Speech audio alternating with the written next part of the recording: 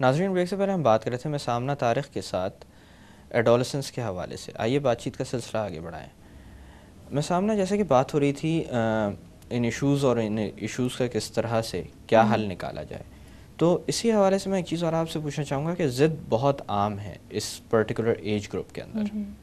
کبھی کبھی ضد اتنی بلند ہو جاتی ہے کہ وہ ایک شخصیت سے ضد ہوتی ہے، یعنی والد یا والدہ جو بھی ہیں جو ان کے ساتھ تھوڑی بہت سختی کرتے ہیں، اور ضد اس پہلو پہ چلی جاتی ہے جہاں پر بچہ کہتا ہے انہوں نے کہا ہے تو نہیں مانوں گا. اکثر و بیشتر میں نے یہ بھی دیکھا ہے کہ لوگوں میں یہ کانسیپٹ بھی پایا جاتا ہے کہ اگر بچہ سوال کر رہا ہے کہ کیوں، کیسے یا کیا، تو اس کا جواب ہر دفعہ جواب دینا ضروری نہیں ہوتا. یہ کہہ کر بات ٹال دی جاتی ہے یا سختی سے جواب دیا جاتا ہے کہ بس میں نے کہہ دیا کافی ہے، جس کے بعد یہ فیز آنے لگتا ہے. تو بچوں کے جو بھی سوالات ہوتے ہیں ان کا جواب دینا کتنا ضروری ہے، اور کیا ان کا جواب دینے سے آپ کی اپنی جو ان کے ذہن میں جو جگہ ہے کیا وہ کم ہوتی ہے، کم تر ہوتی جاتی ہے؟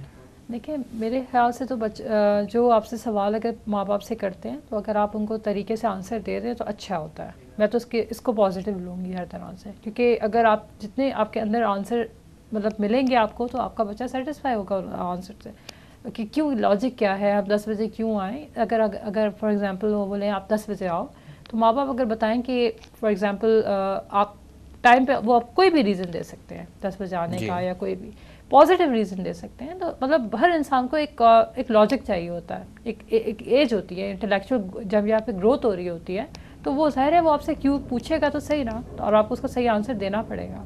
اور ماں باپ اگر آنسر نہیں دیں گے تو کون دے گا آنسر؟ میں تو یہ کہوں گی. لیکن آرگیومنٹس اور ڈسکشن میں بہت فرق ہوتا ہے.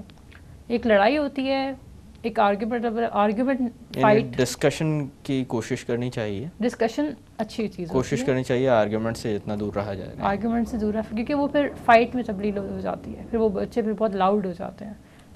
آج کے موضوع کے حوالے سے کوئی پیغام آپ دینا چاہیں گی عوام کو؟ میں ایڈولسنس سے یہی بات کروں گی کہ وہ اپنی پہچان نہ بھولیں، جو وہ ان کا ٹریڈیشن ہے، جو ان کا ریلیجن ہے، اس حساب سے وہ چلیں. اپنی ایجوکیشن ٹھیک ہے، اپنی تعلیم حاصل کریں، لیکن اس تعلیم کو اتنا زیادہ اپنے اوپر سپیریئر نہ بنا لیں کہ ہم بہت بڑی چیز ہیں.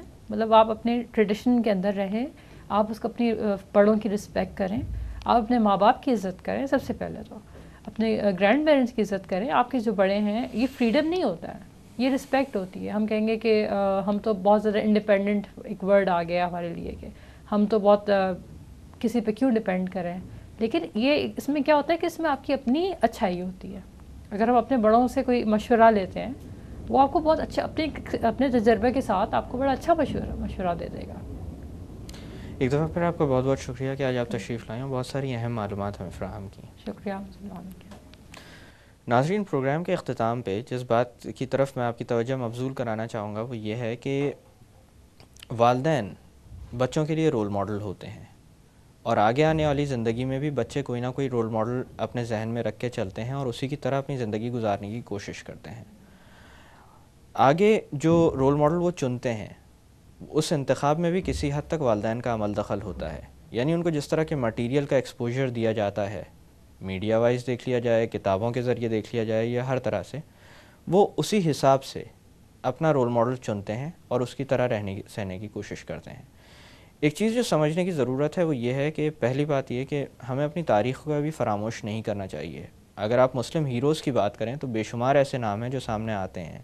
خالد بن ولید، حضور صلی اللہ علیہ وسلم کی اپنی زندگی، اسی طرح سے صحابہ کرام، اور مسلم سائنٹسٹ کا اگر آپ ذکر کریں تو آج تک آپٹکس یا آپتھلمالوجی کی جو فیلڈ ہے جو ڈیولپ ہوئی، یا آنکھوں کا جو فلسفہ سمجھا گیا، اس کو سمجھانے میں سب سے بڑا نام ابن الہیثم کا ہے جو کہ ایک مسلم سائنٹسٹ تھے. اسی طرح سے الفارابی، امام غزالی اور البیرونی، یہ وہ لوگ ہیں جنہوں نے فلسفے کی ابتدا کی تھی. اور یہ لوگ، بڑا عجیب سا لگے گا آپ کو سن کر کہ یہ لوگ کسی ایک فیلڈ کے ماہر نہیں تھے، یہ ہر فیلڈ کے بارے میں جانتے تھے. یہ میتھمیٹیشنس بھی تھے، فزسسٹ بھی تھے، فلسفی کے بارے میں بھی جانتے تھے، سائنس کے بارے میں بھی جانتے تھے. تو اگر آپ ان لوگوں کو یاد کریں، کیونکہ ان لوگوں سے مغرب نے بھی بہت کچھ سیکھا ہے، تو شاید آپ کو زندگی بہتر گزارنے کے اور نئے طریقے نظر آئیں گے. اسی طرح سے ہر جگہ صرف اور صرف برائی نہیں ہوتی، کچھ اچھی باتیں بھی ہوتی ہیں. جب بھی آپ اپنے آپ کو تبدیل کریں یا تبدیلی کی طرف جائیں تو اس چیز کا ضرور خیال رکھیں کہ جو عادت آپ اپنانے لگے ہیں یا جو طریقہ کار آپ اپنانے لگے ہیں وہ فائدہ مند ہے یا نقصان دہ ہے. اگر آپ اس چیز کا تھوڑا سا تجزیہ کر لیں گے اور اس پر تھوڑا سا وقت لگائیں گے تو میرے خیال سے ہم ایک بہتر قوم بن سکتے ہیں. انہی الفاظ کے ساتھ میں ڈاکٹر اکرام آپ سے اجازت چاہوں گا. اپنا خیال رکھیے گا. اللہ حافظ.